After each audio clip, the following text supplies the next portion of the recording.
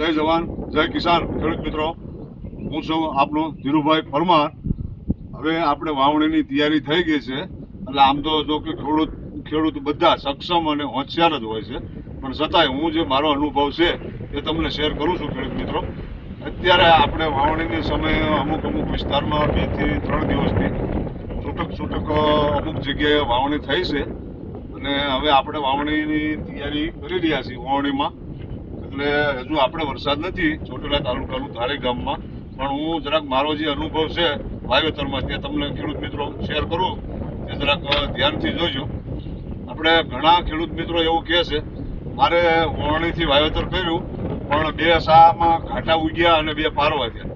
એનું કારણ ખેડૂત મિત્રો હું જે મારો અનુભવ છે તે શેર કરું છું।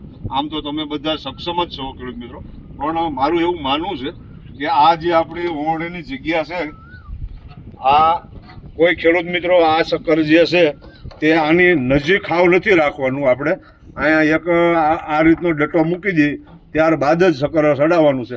જો તમે અહીંયા નજીક અહીંયા સડાવશો તો સિંગનો દાણાની સંખ્યા અહીંયા હાવ ઓછી રહેશે। એટલા માટે તમારે એ જે છેડાના શક્કર હશે બંને, તેમાં પારો દાણો જાય છે એ 100% છે। એટલે ગમે તે ખેડૂત મિત્રોને 4 સાકર હોય કે 5 કરવા હોય, એ ખાસ ધ્યાન રાખજો કે અહીંથી આપણે શક્કરનો ગાળો એક ડટો રસનો આવે છે તે અવશ્ય મૂકી દેજો, એટલે જેથી ઓર બંને સાઈડ પૂરેપૂરા દાણા શક્કર એક ધાર ઉપાડી લે, એવો મારું માન્ય છે।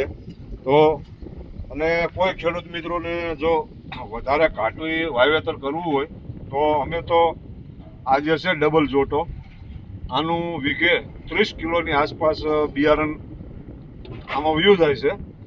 અને આ જે શક્કર આપણે જે 2 નંબરના ચડાવ્યા છે એમાં 19, 20 થી 21 કિલો જેવું વીઘે બિયારણ જાય છે। તો કોઈ કંપની વાવણીની ફરતી હોય તો શક્કરમાં પણ આ ખાંચામાં થોડોક ફેરફાર રહેતો હોય છે ખેડૂત મિત્રો, પણ આપણે ગઈ સાલે આ 2 નંબરના શક્કરથી વાવેતર કર્યું હતું, અને હવે આ વખતે 2026માં આ ડબલ જોટા શક્કરથી વાવેતર કરવાના છે। એટલે આપણે પછીથી 26 કિલો જેવું આશરે વીઘે બિયારણ આપવાના છે। કોઈ ખેડૂત મિત્રોને મોટું બિયારણ હોય તો એ પ્રમાણે ઓર રાખવો અને શક્કરની સાઇઝ પણ લગાવવી, કારણ કે અમુક બીટી છે, એવા ઘણા બધા બિયારણો છે, તે બિયારણની સાઇઝ બહુ ઝીણી હોય છે, તો તેમાં ખેડૂત મિત્રો થોડીક ઘાટી થઈ જાય છે આમાં, તો તેમાં ઓર સહેજ દબાવીને રાખવો એવી મારી ભલામણ છે। હું જે મારો અનુભવ છે તે તમને શેર કરી રહ્યો છું। આ તમામ ખેડૂત મિત્રોને મારા વતી એક જે આપણે પાવર ગ્રીડ જે લાઇનનું કામકાજ ચાલી રહ્યું છે તેમાં તમામ ખેડૂત મિત્રો ગુજરાતના એક બનો નેક બનો।